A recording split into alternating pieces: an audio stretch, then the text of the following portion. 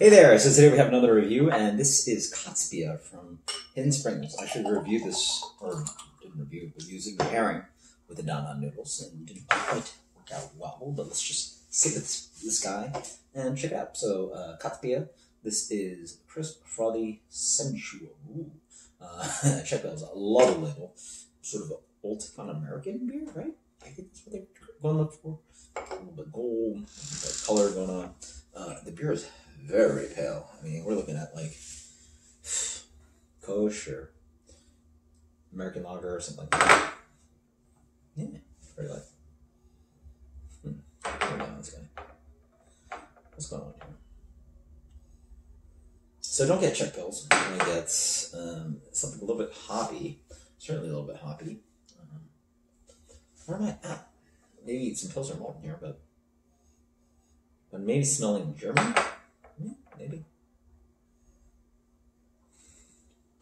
Not the cleanest fermentation profile. Something going on here. Maybe a little hopping. There's like a sweetness and there's something going on. Yeah, a little bit of fermentation profile going on here. Hard to describe. I get maybe like a little bit like estery, a little bit banana-ish, but a little bit of like kind of like trashiness. I don't know. Okay, so it's not what I'm familiar with like full grain and like hoppiness. There's some fermentation profile in here, but let's see how it tastes. That's what's most important. 4 to 5. Okay, so it's not a good ABV for Czech pills. Czech pills is like, well, at least Pilsner Pills is like 4.4.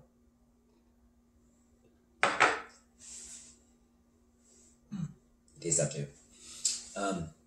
Very delicate. I mean, again, when people say that you can't hide behind lager, it's certainly true. Especially when you have discernible palates that can really pick through beers. There's something going on. Like, it's called trash. There's like things going on here.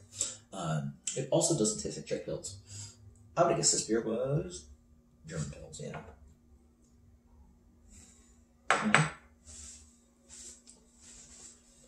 Water profile might be adjusted quite well,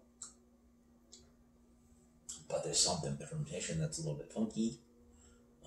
Hops are mild and integrated, which is quite nice for pills, right? Czech pills, like these Czech pills, like really has nice integration versus German pills are, especially like when you're looking at advanced fermentation, you have to know the distinctions, especially with something like, I got asked on something like this, right? Or no, I didn't get asked about this, but you have to know the difference between this and something like German pills. And here I notice that the water might not be sharpened, might not be as sharply bitter, but it also doesn't seem to have the roundness that Czech pills ends up having. So there's a little bit of fruitiness that's very obvious that comes up. And I was tasting smelling on the nose, and I suspect there's some kind of like hint of maybe like banana or berried fruit or some kind of esters coming in. Nice graininess, but not as like rounded coming through. And then it draws out quite nicely, a little bit of bitterness. So I think one of the tricks is actually people suspect there's always decoction mashing, but also I suspect there's, from what I understand, secrets, maybe a little bit of crystal malt in your Czech pills to offer that color and maybe a little flavor. And so maybe the color is not matching what I think it should taste like, so maybe that's messing me up, but Hidden Springs, known for non-Pilsner beer, for sure. Not the best example, American take on Pilsner I've ever had, but it's fine, it's good. If all you're serving at your bar is, sweet, kind of fruity sours and New England IPAs, this is a nice break.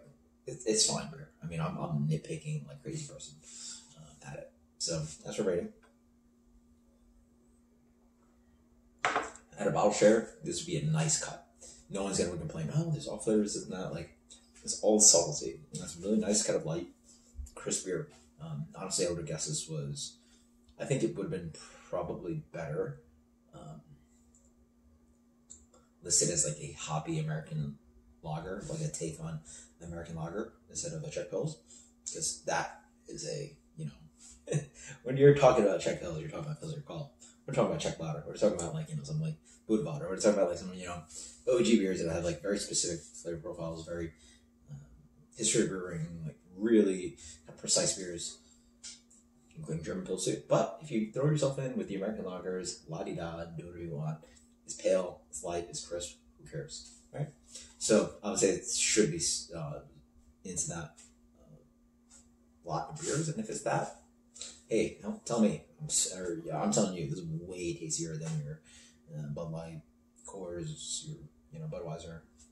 Isn't it what 4, 5, or right around?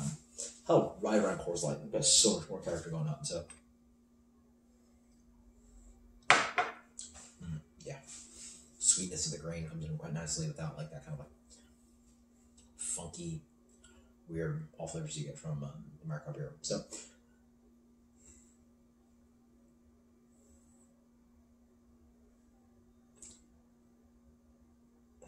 Utility